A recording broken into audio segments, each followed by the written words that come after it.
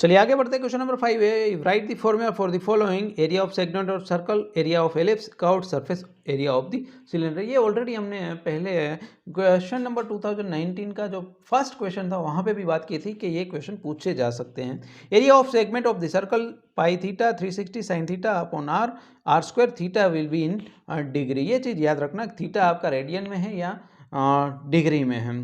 Area of ellipse होता है pi into A B, जो ए है वो लॉन्गर साइड है, बी है शॉर्टर साइड है, कोई भी नाम दे सकते हो, बट जो भी डायमेंशन है तो पाई इंटू ए बी करोगे तो आपको एरिया ऑफ एलिप्स मिल जाएगा। और कर्व सरफेस के लिए, कर्व सरफेस मतलब ये हुआ आपका कर्व सरफेस, उनका अगर आपको एरिया पूछा है तो 2 पाई आर एच प्लस आर आपको आंसर देना होगा। वेयर एच जो है वो है आपका हाइट और आर जो है वो आपका रेडियस है, जिसका टोटल एरिया होगा 2 पाई आर एच प्लस आर। तो ये चीज़ आपको याद रखनी है, जिसका आपको 3 मार्क्स मिल सकते हैं।